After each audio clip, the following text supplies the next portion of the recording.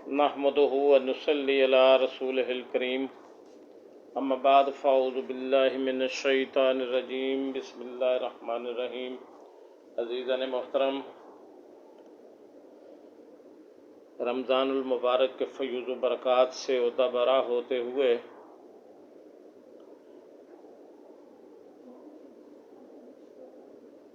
آج ہم اسلام کی خاتون اول ام المومنین حضرت خدیجۃ الکبریٰ کے حالات، فضائل اور خدمات دین اسلام کے لیے اس پہ روشنی ڈالیں گے۔ اس کائنات کی بہت ساری چیزوں کو دوسری چیزوں پہ فضیلت ہے، فوقیت ہے۔ مثلا جمعہ کا دن باقی دنوں پہ، رمضان کا مہینہ دوسرے 11 مہینوں پہ، لیلۃ القدر رمضان کی راتوں پر، اور کائنات میں انسان بھی ہیں جن کو تمام بنی نوع انسان پر مختلف خصوصیات کی بنیاد پر فوقیت ہے۔ مثلا انبیاء کرام کو غیر انبیاء پر، اور پھر انبیاء کرام میں سے نبی علیہ السلام کو باقی سب پر فوقیت حاصل ہے۔ اسی طرح وہ عورتیں جو نبی علیہ السلام کے نکاح میں رہیں، جنہیں ازواج مطہرات اور امہات المومنین کے لقب سے یاد کیا جاتا ہے، ان کو بھی نبی علیہ السلام کی وجہ سے بنی نوع انسان کے طبقہ نسواں پر فضیلت اور برتری رہی، اور ان ازواج مطہرات میں سے بھی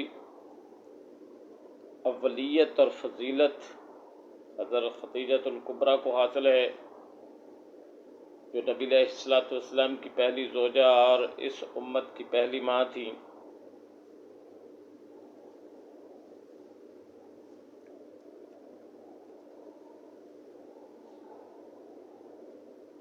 حضرت خدیجۃ الکبریٰ کی فضیلت دنیا کی تمام عورتوں پر واضح ہو جائے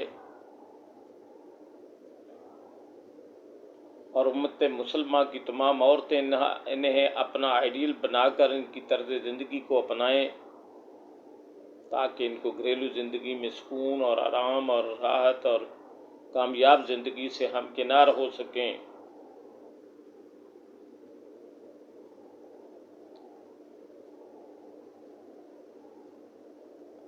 آپ کا نام ختیجہ، لقب طاہرہ اور کنیت ام ہند تھی۔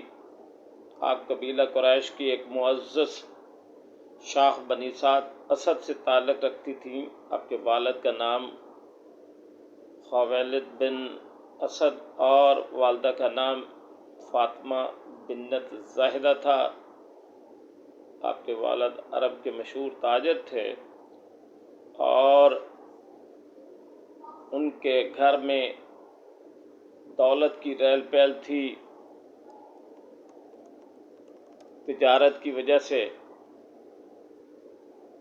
حضور علیہ السلام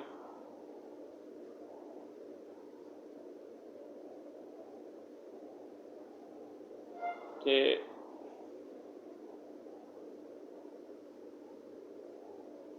شرافت، امانت، ایفائے عہد، سخاوت، غریب پروری، فراخ دلی، عفت و حیا جیسی اعلیٰ صفات اور خوبیوں کے ساتھ آپ خدیجۃ الکبریٰ واقعہ فیل سے 15 سال پہلے بمطابق 555 عیسوی اس دنیا میں تشریف لائیں، اور وقت کے ساتھ ساتھ یہ خوبیاں آپ کی طبیعت کا لازمی جزو بن گئیں، اور پورے عرب میں آپ کی خوبیوں کا چرچا عام تھا۔ حضرت خدیجۃ الکبریٰ کی پہلی شادی ابو حالہ تمیمی کے ساتھ ہوئی، اور ان سے 2 بیٹے پیدا ہوئے، حالہ اور ہند۔ ابو حالہ کے انتقال کے بعد آپ کی دوسری شادی عتیق بن عائد مخزومی سے ہوئی، کچھ عرصہ کے بعد ان کا بھی انتقال ہو گیا، تو آپ نے شادی کا خیال دل سے نکال کر اپنے والد کی وفات کے بعد ان کی تجارت کو سنبھالنا شروع کیا۔ حضرت خدیجہ الکبریٰ اپنا سامان تجارت مقررہ اجرت پر دیا کرتی تھی اور انہیں اس مقصد کے لیے امانت دار اور شریف النفس شخص کی تلاش تھیں۔ یہ وہ دور تھا جب حضرت رسول اللہ صلی اللہ علیہ وآلہ وسلم کی امانت اور دیانت کا پورے عرب میں چرچا تھا، اور آپ صلی اللہ علیہ وآلہ وسلم پورے عرب میں امین اور صادق کے لقب سے جانے جاتے تھے۔ حضرت خدیجہ رضی اللہ تعالیٰ عنہا نے آپ صلی اللہ علیہ وآلہ وسلم کو پیغام پہنچایا کہ آپ میرا سامان تجارت شام لے جائیں تو میں آپ کو دگنا اجر دوں گی۔ آپ صلی اللہ علیہ وآلہ وسلم نے اس پیشکش کو قبول فرمایا اور خدیجہ کا سامان تجارت شام لے کر گئے۔ شام کے اس تجارتی سفر میں خدیجہ الکبریٰ کا غلام میسرہ بھی آپ صلی اللہ علیہ وسلم کے ساتھ تھا۔ راستے میں راہ والا واقعہ پیش آیا جس نے نبی علیہ السلام کو دیکھتے ہی فرمایا بلا شبہ یہ نبی ہیں اور آخری نبی ہیں۔ پھر حضرت خدیجہ کے غلام میسرہ نے خود بھی حضور علیہ السلام کے حوالے سے چند خرق عادات و واقعات دیکھے۔ مثلا اس نے دیکھا کہ دھوپ میں دو فرشتے آپ پر سایہ کیے ہوئے ہیں۔ سفر سے واپسی پر میسرہ نے سفر کی ساری روداد حضرت خدیجہ کے گوش گزار کی اور آپ صلی اللہ علیہ وآلہ وسلم کی صداقت اور امانت کا بھی ذکر کیا۔ اس سے خدیجہ کے دل میں حضور علیہ السلام سے شادی کی خواہش پیدا ہوئی۔ دوران تجارت کے سفر میں لوگ مختلف ہیلے حوالے اور قسمیں کھا کے سامان منڈیوں میں بیچ رہے تھے راستے میں، لیکن حضور علیہ السلام نے بغیر قسموں کے، بغیر کسی چیز کے بالکل صحیح صداقت اور امانت کے انداز سے اس کو تجارت میں طرح ڈالی۔ حضرت خدیجہ الکبریٰ کا نبی علیہ السلام کو نکاح کا پیغام بھیجنا، قریش کا جو شخص بھی نکاح کے قابل تھا وہ حضرت خدیجہ سے شادی کا خواہشمند تھا، لیکن رحمت للعالمین سے شادی کی خواہش ظاہر کی اور اپنی سہیلی نفیسہ بنت امیہ کو شادی کا پیغام دے کر نبی علیہ السلام کے پاس بھیجا۔ نبی علیہ السلام اور نفیسہ کے درمیان گفتگو کے بعد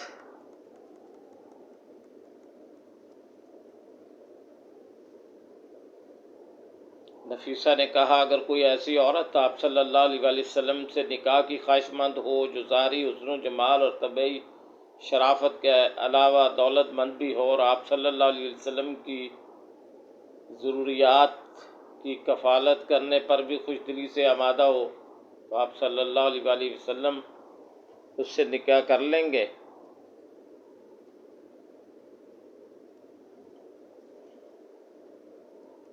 صلی اللہ علیہ وآلہ وسلم حضور علیہ السلام نے ایسی عورت کون ہو سکتی ہے؟ نفیسہ بولی خدیجہ بنت خویلد۔ آپ صلی اللہ علیہ وآلہ وسلم نے اس کا ذکر اپنے چچا ابو طالب سے کیا تو آپ صلی اللہ علیہ وسلم کے چچا اس پر خوش ہوئے۔ آپ صلی اللہ علیہ وآلہ وسلم نے فرمایا اگر خدیجہ اس کے لیے آمادہ ہے تو میں راضی ہوں۔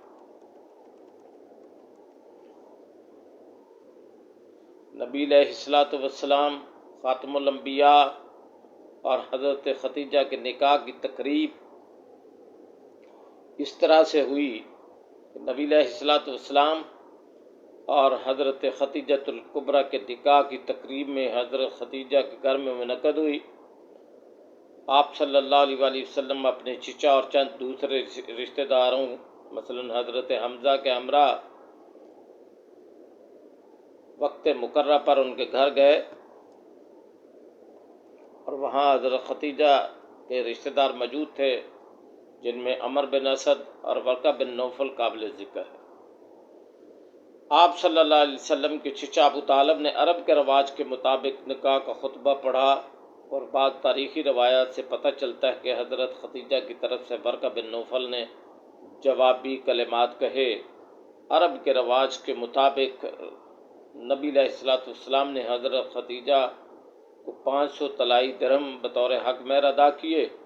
شادی کے وقت نبی علیہ السلام کی عمر 25 سال اور حضرت خدیجہ الکبریٰ کی عمر 40 سال تھی۔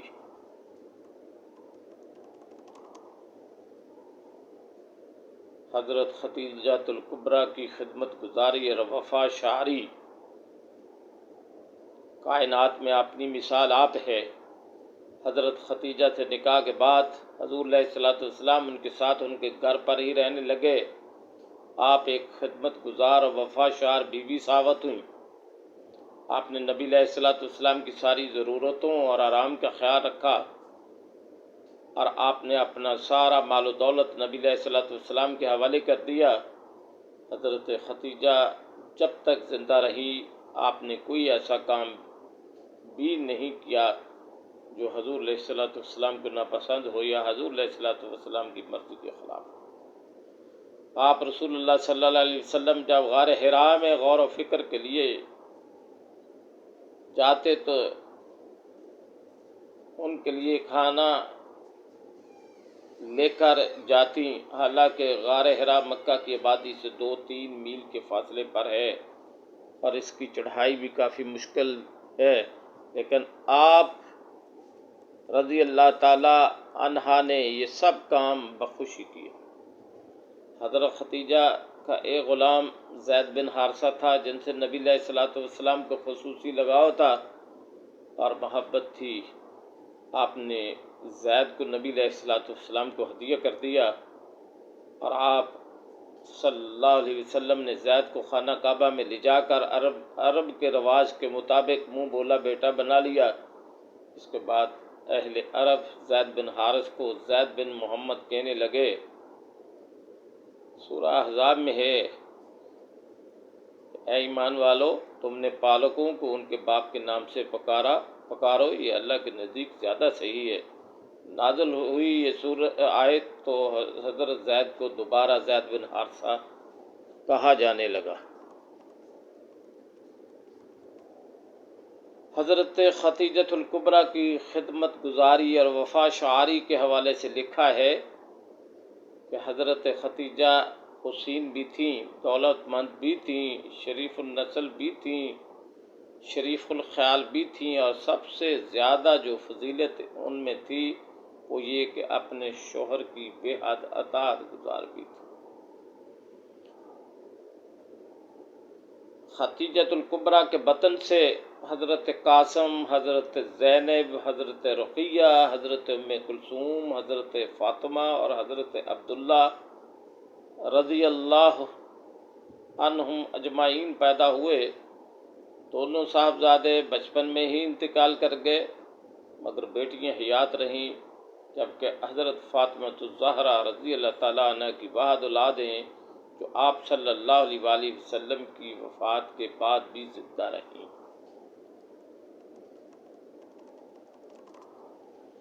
حضرت علی کرم اللہ وجہہ جو اس وقت بچے تھے تو نبی علیہ السلام نے اپنے چچا ابو طالب کا مالی بوجھ کم کرنے کے لیے اپنی کفالت میں لے لیا۔ حضور علیہ السلام کی 4 بیٹیاں، حضرت علی، حضرت زید اور پھر حضرت خدیجہ کے پہلے خاوند سے 2 بیٹے آپ کی پرورش میں پلنے لگے۔ آپ نے ان کی پرورش بہت اچھے انداز سے کی، جس کا ثبوت ملاحظہ کریں کہ حضرت علی کا باب علم الباب کہلوائے، فصاحت و بلاغت کے ماہر بنے۔ اسی طرح حضرت ہند جو خدیجہ الکبریٰ کے پہلے خاوند سے تھے، حضرت ہند بھی فصاحت و بلاغت کے ماہر بنے۔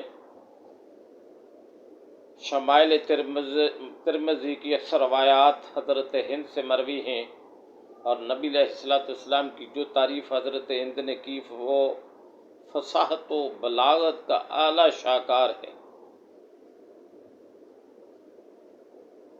پھر نبی علیہ السلام کی بیٹیاں شرم و حیا کا پیکر، صبر و استقامت کا پہاڑ ثابت ہوئیں۔ یہ سب حضرت خدیجہ کی پرورش اور تربیت کا نتیجہ ہے۔ حضرت خدیجہ الکبریٰ نبوت کے 10ویں سال اس فانی دنیا سے کوچ کر گئیں۔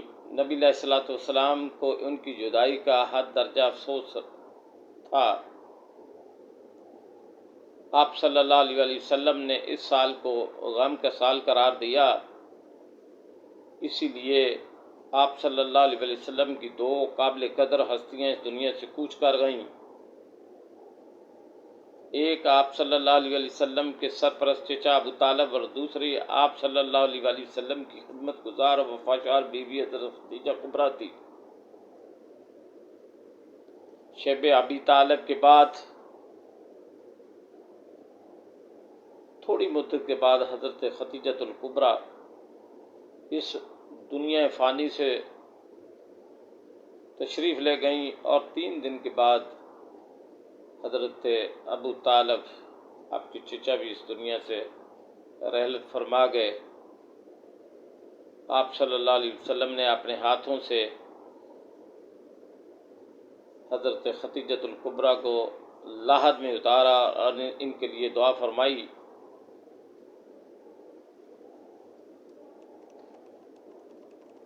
حضرت خدیجہ الکبریٰ کے فضائل اور خدمات دین اسلام میں بے شمار ہیں۔ ان کے فضائل و کمالات کے تو مستشرق بھی قائل ہیں۔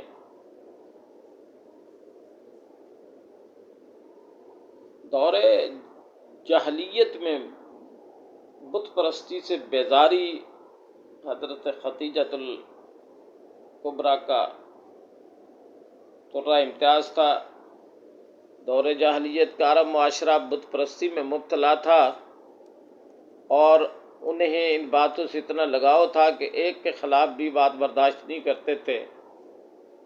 اس اندھیرے دور میں بھی روشنی کی چند شمع موجود تھی جو فطری طور پر اس بت پرستی سے نفرت کرتی تھی۔ مردوں میں حضور علیہ السلام کے علاوہ حضرت ابو بکر رضی اللہ تعالیٰ عنہ، عثمان غنی رضی اللہ تعالیٰ عنہ قابل ذکر ہیں، جبکہ عورتوں میں حضرت خدیجہ تھی جنہیں بت پرستی سے نفرت تھی۔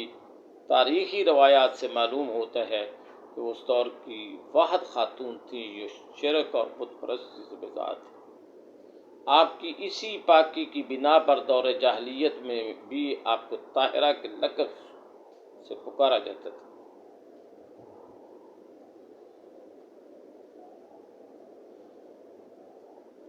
ایک روایت ہے، حضرت خدیجہ الکبریٰ کے ایک پڑوسی کا کہنا ہے کہ انہوں نے حضور علیہ السلام کو خدیجہ الکبریٰ سے یہ فرماتے سنا، اے خدیجہ، بخدا میں لات اور عزا کی عبادت کبھی نہیں کروں گا، خدا کی قسم میں ان کی عبادت کبھی نہیں کروں گا۔ راوی کہتے ہیں حضرت خدیجہ الکبریٰ نے جواب میں کہا، آپ لات کو چھوڑیے، آپ عزا کو چھوڑیے، یعنی ان کا ذکر بھی نہ کیجیے۔ راوی کہتے ہیں یہ ان کے بتوں کے نام تھے جن کی مشرکین عبادت کر کے اپنے بستروں میں لیٹتے۔ اسلام کی خاتون اول اور نبی علیہ السلام کی زوجہ اول حضرت خدیجہ عورتوں بلکہ سب سے پہلے ایمان لانے والی اور نبی علیہ السلام کی پہلی بیوی تھی۔ دوسرے الفاظ میں آپ اسلام کی پہلی خاتون اول تھی، اور نبی مکرم صلی اللہ علیہ وسلم کی بھی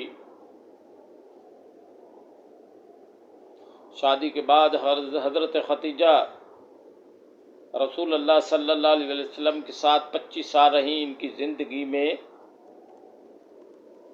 آپ صلی اللہ علیہ وسلم نے کسی عورت سے شادی نہیں کی۔ حضرت عائشہ صدیقہ فرماتی ہیں، نبی علیہ السلام نے حضرت خدیجہ کی زندگی میں دوسری شادی نہیں کی یہاں تک کہ آپ فوت ہو گئیں۔ نبوت کے وقت ایک طرف تو آپ نے شادی کے بعد آپ کی ہر طرح سے خدمت کی، اور اپنا سارا مال و دولت بھی رسول اللہ صلی اللہ علیہ وسلم کے لیے وقف کر دیا۔ دوسری طرف نبی علیہ السلام کو غار حرا میں نبوت ملی۔ آپ نے گھر آ کر سارا واقعہ آپ کے گوش گزار کیا۔ اس وقت حضور علیہ السلام کو دلاسا کی جو ضرورت تھی اسے ہماری ماں حضرت خدیجہ الکبریٰ نے پورا کیا، اور آپ صلی اللہ علیہ وسلم کے اوصاف ایسے فصیح و بلیغ انداز میں بیان کیے جو اپنی مثال آپ ہیں۔ آپ نے فرمایا خدا کی قسم اللہ تعالیٰ آپ کو کبھی بھی رسوا نہیں کرے گا۔ رسول اللہ صلی اللہ علیہ وسلم آپ تو صلہ رحمی کرتے ہیں، ناتوانوں کو بوجھ اپنے اوپر لے لیتے ہیں، دوسروں کو مال و اخلاق سے نوازتے ہیں، مہمان کی مہمان نوازی کرتے ہیں، اور حق بجانب امور میں مصیبت زدہ لوگوں کی مدد کرتے ہیں۔ پھر خدیجہ الکبریٰ رضی اللہ تعالیٰ عنہا حضور علیہ السلام کو اپنے چچا کے بیٹے ورقہ بن نوفل کے پاس لے گئی، جس نے سارا واقعہ سن کر کہا یہ وہی فرشتہ ہے جو حضرت موسیٰ علیہ السلام پہ اترا تھا۔ حضرت خدیجہ کا آپ صلی اللہ علیہ وسلم کو نبوت ملنے کے وقت دلاسا دینا اور پھر آپ کو ورقہ بن نوفل کے پاس لے کر جانا ایسی خصوصیات ہیں کہ جن تک کوئی بھی نہیں پہنچ سکتا۔ حضور علیہ السلام فرمایا کرتے تھے مجھے خدیجہ الکبریٰ کے پاس سکون ملتا ہے۔ امت مسلمہ کی صدیقہ الکبریٰ ہونے کا شرف نبی علیہ السلام جب غار حرا سے واپس آئے اور سارا ماجرا حضرت خدیجہ کو سنایا، ورقہ بن نوفل نے آپ صلی اللہ علیہ وسلم کے نبی ہونے کو بیان کیا تو آپ صلی اللہ علیہ وسلم کی تصدیق کی، آپ پر ایمان لائیں، اور سب سے پہلے نبی علیہ السلام کی نبوت کی تصدیق کرنے والی بھی حضرت خدیجہ الکبریٰ تھی۔ حضرت عائشہ سے مروی ہے کہ نبی علیہ السلام جب بھی خدیجہ کا رضی اللہ تعالیٰ عنہ کا تذکرہ کرتے تو ان کی خوب تعریف کرتے۔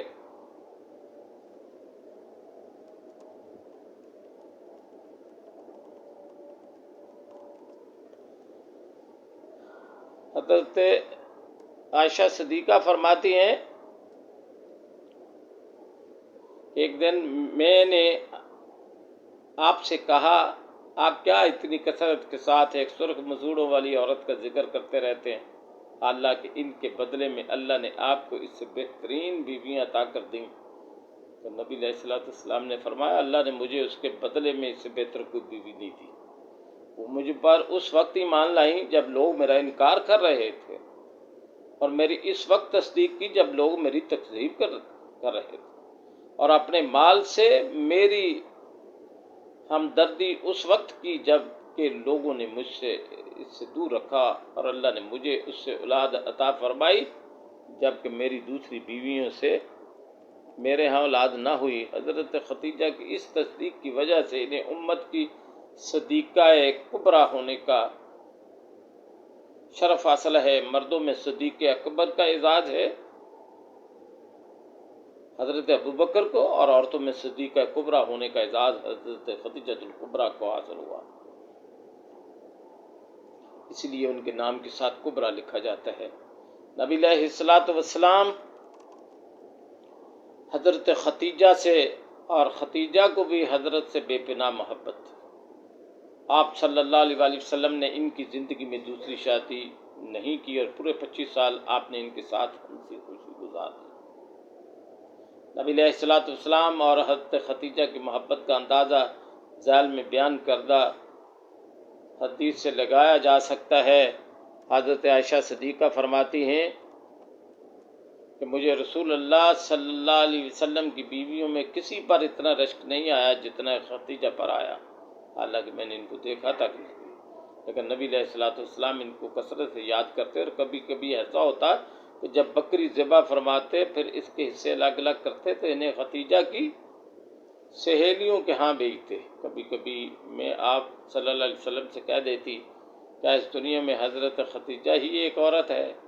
آپ صلی اللہ علیہ وسلم فرماتے وہ ایسی تھی جیسی تھی، یعنی ان کی خدمات اور اوصاف کا ذکر کرتے، اور یہ بھی فرماتے کہ ان سے میری اولاد بھی ہوئی۔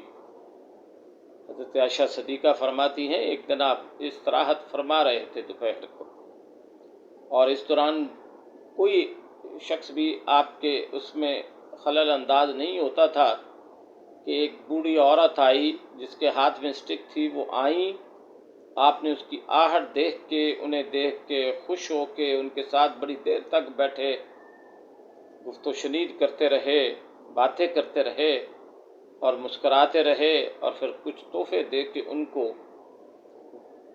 واپس دروازے تک چھوڑنے گئے۔ تو حضرت عائشہ صدیقہ رضی اللہ تعالیٰ عنہ فرماتی ہیں میں نے ان سے پوچھا کہ یہ کون خاتون تھی جتنی عزت و تکریم آپ نے فرمائی ہے؟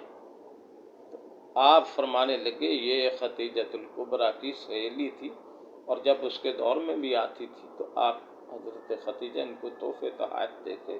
تو اس طرح آپ خدیجۃ الکبریٰ کی سہیلیوں کے لیے بھی اتنی عزت و تکریم کا اہتمام کرتے تھے۔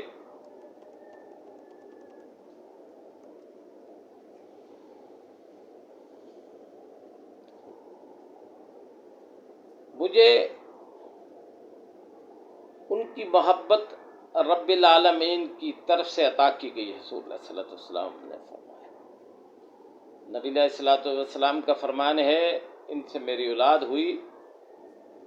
حدیث نبوی میں ان کی ایک مثال اس طرح سے بھی کہ آپ صلی اللہ علیہ وسلم کی اولاد صرف انہی کے بطن سے ہوئی، اور آپ صلی اللہ علیہ وسلم کی نسل بھی حضرت خدیجۃ الکبریٰ کی اولاد سے ہی آگے بڑھی، جبکہ باقی ازدواج مطہرات رضی اللہ تعالیٰ کے بطن سے کوئی اولاد نہیں ہوئی۔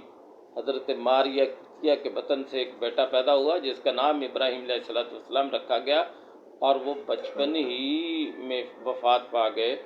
یہ بات یہاں نوٹ کر لیں کہ نبی کریم صلی اللہ علیہ وسلم کی زوجہ حضرت ماریہ نبی علیہ السلام کی منکوحہ نہیں تھی، مملوکہ تھیں، جن کو اسکندریہ کے حکمران نے باقی ہدایہ کے ساتھ بطور ہدیہ حضور علیہ السلام کی خدمت میں پیش کیا تھا۔ تو حضرت خدیجۃ الکبریٰ حضور علیہ السلام کی اسلام کے بارے میں بہت خدمات ہیں، جن میں سے ایک یہ بھی ہے کہ نبی علیہ السلام نے اسلام کی دعوت کا آغاز کیا تو غیروں کے ساتھ ساتھ اپنوں نے بھی ساتھ چھوڑ دیا، اور طرح طرح کے مظالم آپ صلی اللہ علیہ وسلم پہ ڈھائے۔ ایسے مواقع پر حضرت خدیجہ کی تسلی اور حوصلہ مرہم کا کام دیتا تھا۔ اس کے علاوہ نبی علیہ السلام کو مشرکین کی تردید اور تکذیب سے جو صدمہ پہنچتا تھا وہ حضرت خدیجہ کے پاس آ کر دور ہو جاتا تھا، کیونکہ آپ صلی اللہ علیہ وسلم کو تسلی دیتی تھی، حوصلہ کرتی تھیں، اور مشرکین عرب کی بدسلوکی کو ہلکا کر کے پیش کرتی تھی۔ اس حوالے سے ان کا یہ قول تاریخی کتابوں میں موجود ہے۔ وہ فرماتی یا رسول اللہ آپ رنجیدہ خاطر نہ ہوں، بھلا کوئی ایسا رسول آج تک آیا ہے جس سے لوگوں نے تمسخر نہ کیا ہو؟ شیب ابی طالب کے صبر آزمات دنوں میں نبی علیہ السلام کی ساتھی رہیں۔ حضرت خدیجہ جو عرب کی بالدار ترین خاتون اور تھیں، لیکن حضور علیہ السلام کا ہر مشکل سے مشکل وقت میں ساتھ دیا۔ جب عرب نے دیکھا کہ حضور علیہ السلام کا لایا ہوا دین اسلام عرب میں پھیلتا جا رہا ہے تو انہیں اس بات پہ کافی تشویش ہوئی، اور انہوں نے مل کر یہ فیصلہ کیا کہ قبیلہ بنو ہاشم کا ہر طرف سے بائیکاٹ کیا جائے اور انہیں مجبور کیا جائے کہ وہ محمد کا ساتھ چھوڑ دیں۔ لیکن بنو ہاشم نے محمد رسول اللہ صلی اللہ علیہ وسلم کا ساتھ چھوڑنے سے انکار کیا، اور ابو طالب کے کہنے پر بنو ہاشم اور بنو طالب کے سب لوگ سوائے ابو لہب کے شیب ابی طالب میں چلے گئے، اور وہاں آپ 3 سال رہے۔ رنج و علم کے وہ پہاڑ ٹوٹے۔ یہ دن حضور علیہ السلام اور ان کے ساتھ دینے والوں کی بڑے سخت تھے۔ ان حالات میں حضرت خدیجہ الکبریٰ نے نبی کریم کے ساتھ ڈٹ کر دیا اور مشکل سے مشکل موقع پر بھی آپ صلی اللہ علیہ وسلم حوصلہ بڑھایا۔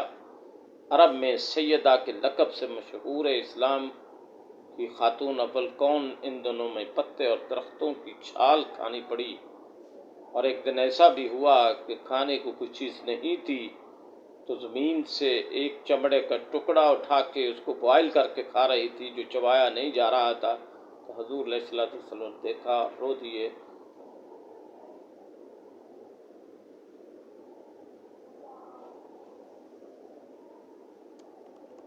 اور ہر حال میں حضور علیہ الصلوۃ والسلام کے ساتھ رہنا پسند کیا۔ شیب ابی طالب میں محاصرہ تقریباً 3 سال رہا۔ اس دوران خدیجہ الکبریٰ کے چند قریبی رشتہ دار، بالخصوص حکیم بن حزام، جو ابھی اسلام کی دولت سے مالا مال نہیں ہوئے تھے، موقع دیکھ کر کھانے پینے کا سامان دے جاتے تھے۔ حضرت خدیجہ الکبریٰ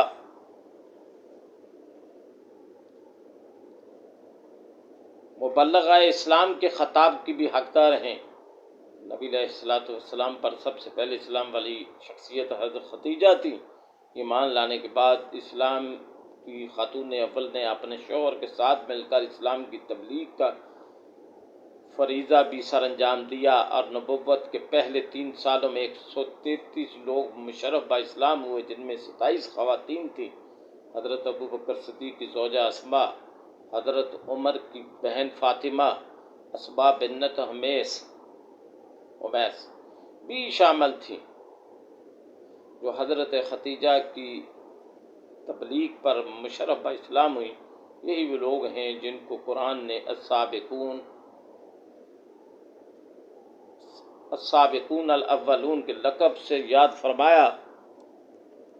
ان خدمات کی وجہ سے حضرت خدیجہ الکبریٰ بجا طور پر مبلغہ اسلام کے خطاب کی حقدار ہیں۔